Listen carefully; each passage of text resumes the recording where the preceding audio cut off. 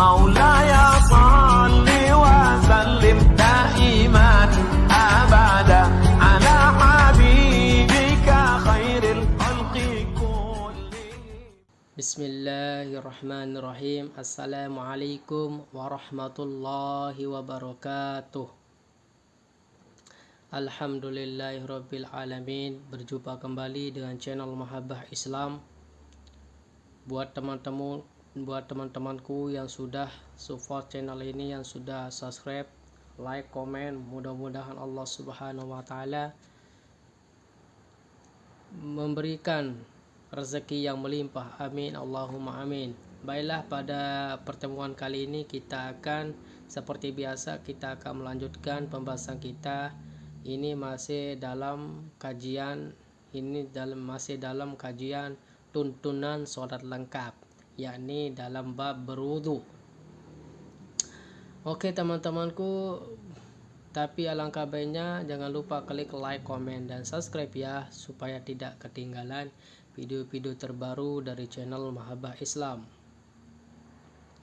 Oke, pada video sebelumnya itu sudah kita bahas doa membasuh anggota wudhu, dan pada pertemuan kali ini kita akan bahas mengenai hal-hal yang dapat membatalkan wudhu. Ini dia hal-hal perkara-perkara yang dapat membatalkan wudhu.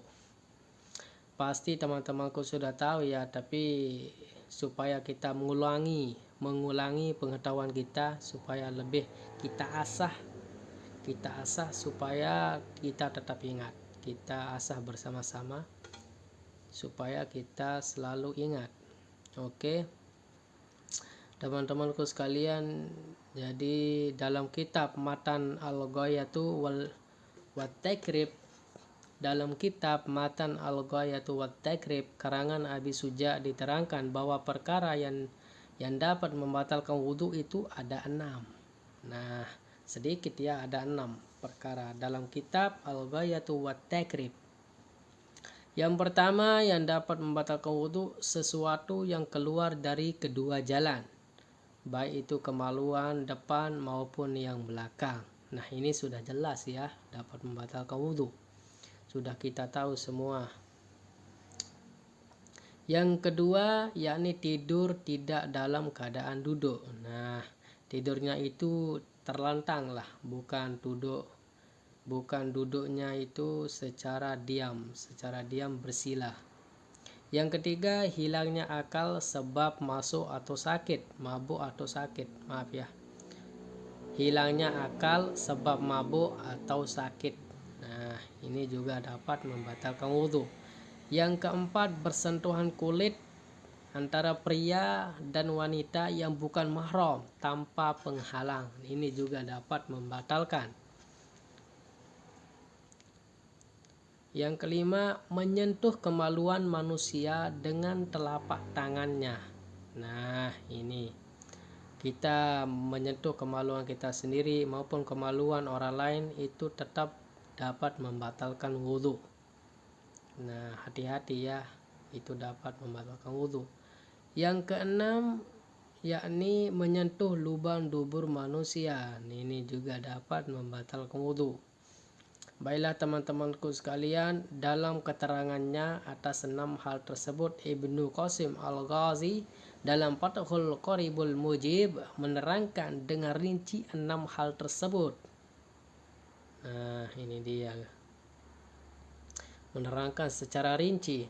Pertama, keluarnya sesuatu yang dari kedua jalan kemaluan depan, kubul maupun belakang dubur, baik itu sesuatu yang suci seperti cacing atau mani, ataupun yang tidak suci seperti darah dan kentut. Hal ini berdasarkan pada surah Al-Maidah ayat 6. Nah, ini sudah jelas dalilnya ya.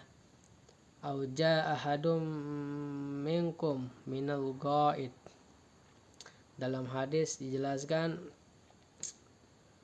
Abu Khairarah bercerita bahwa Rasulullah Sallallahu Alaihi Wasallam bersabda, Allah tidak menerima sholat kamu sekalian apabila kamu dalam keadaan hadas, hidup kamu hingga kamu berwudu. Kemudian seorang Hadramaut bertanya kepada Abu Hurairah, apakah hadas itu? Abu Hurairah menjawab, kentut yang tidak bersuara dan kentut yang bersuara. Ini juga dapat membatalkan wudhu. Yang kedua, tidur, dan ketiga, hilangnya akal. Nah, tidur dapat membatalkan wudhu kecuali tidur dalam posisi duduk yang menetap, pantat dan rapat, seperti duduk orang yang bersila. Nah, ini seperti yang kukatakan tadi, duduk bersila dan menetap, bukan tidur yang terlentang. Sebagai dalilnya yang diperhatikan sebuah hadis yang diriwayatkan oleh Abu Daud dan diceritakan oleh sahabatnya Ali radhiyallahu an. Rasulullah sallallahu alaihi wasallam bersabda, pengendali dubur, tempat keluar kotoran dari jalan belakang, adalah kedua mata. Oleh karena itu barang siapa tidur hendaklah ia berwudu. Nah, disuruh berwudu ya, berarti di sini dapat membatalkan wudu. Hadis ini menunjukkan bahwa tidur pada dasarnya membatalkan wudu karena seorang ketika tidur tidak dapat menjaga duburnya. Bahkan ia tidak tahu apakah dia sudah kentut atau malah kencing.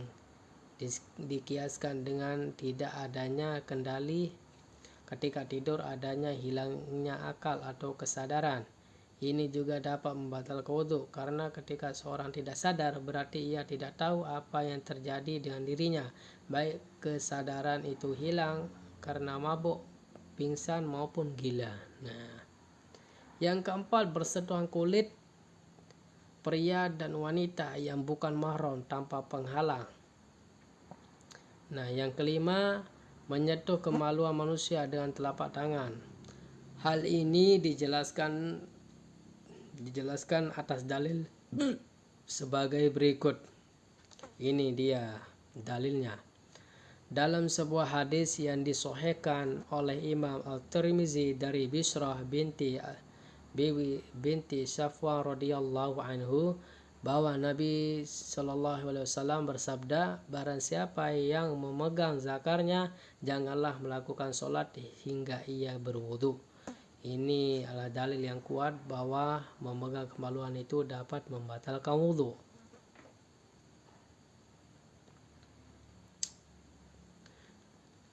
Di hadis lain juga dijelaskan dari Ibnu Majah bahwasanya dari Ummi Habibah radhiyallahu anha, barang siapa yang memegang farji maka hendaklah berwudu. Ini juga hadisnya ya. Sedangkan hadis ini memberikan penjelasan atas batalnya wudu sebab menyentuh kemaluan, baik kemaluan laki-laki maupun perempuan. Yang terakhir, yang keenam, yakni menyentuh lubang dubur. Ini juga dapat membatalkan wudu. Baiklah teman-teman, bagi teman-temanku yang belum paham, yang ingin belajar sama-sama, yang belum paham silakan bertanya di kolom komentar atau bisa juga bertanya lewat email hajiunus95@gmail.com. Nah, nanti insyaallah admin Mahaba Islam pasti akan menjawabnya ya. Baiklah, cuma ini pembahasan kita pada pertemuan kali ini. Mudah-mudahan bisa bermanfaat bagi kita semua. Dan jangan lupa klik like, komen, dan subscribe ya. Wallahul muwaffiq wal hadi ila sabilir rasyad. Assalamualaikum warahmatullahi wabarakatuh.